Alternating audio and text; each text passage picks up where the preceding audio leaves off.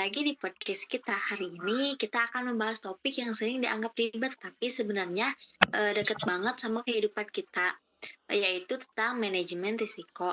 Aku Andini dan kali ini aku ditemani Yandi sama Resa. Halo teman-teman. Halo semua pendengar. Wah, topik ini seru Halo, banget ya.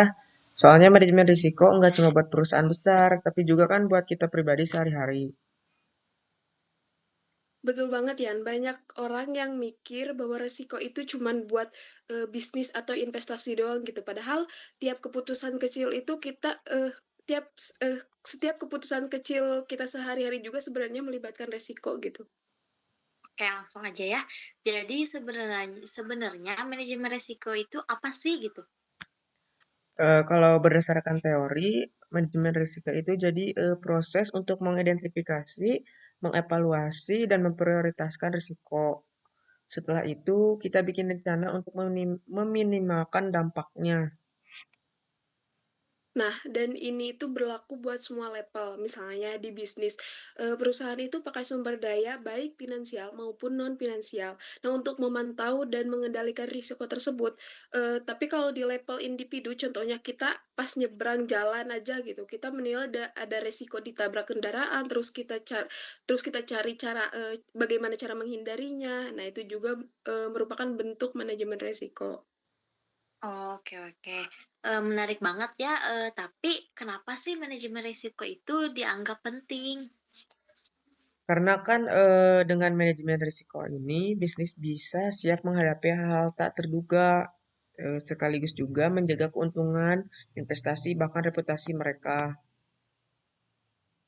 Setuju banget. Dan buat investor, strategi ini tuh memungkinkan mereka tetap dapat hasil yang positif meskipun ada risiko yang muncul. Nah, bahkan buat masyarakat luas juga penting banget misalnya kalau ada perusahaan energi yang salah kelola risiko, dampaknya bisa ke lingkungan dan masyarakat sekitar. Oh gitu. Nah, aku juga sempat baca ada prinsip 10P dalam manajemen risiko. Bisa dijelasin secara singkat gak sih itu teh apa?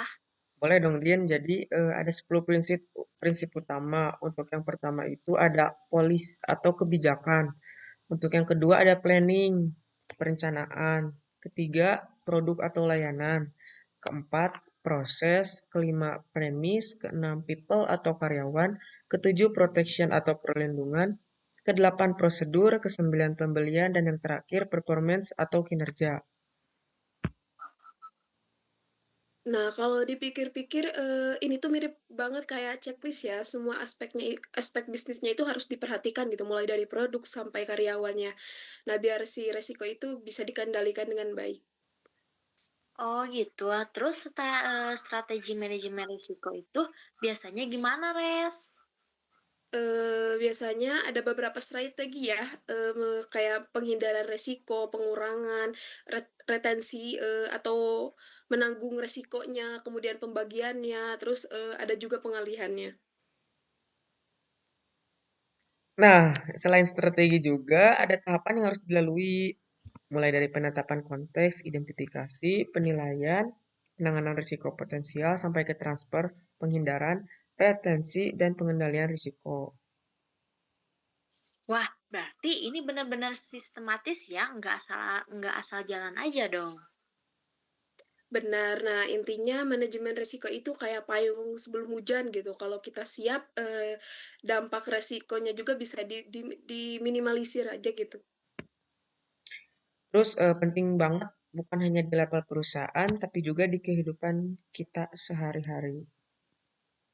Setuju banget. Oke, semoga obrolan kita hari ini bikin teman-teman pendengar lebih paham kenapa manajemen risiko itu penting. Terima kasih sudah dengerin. Sampai ketemu di episode berikutnya. Bye. Bye.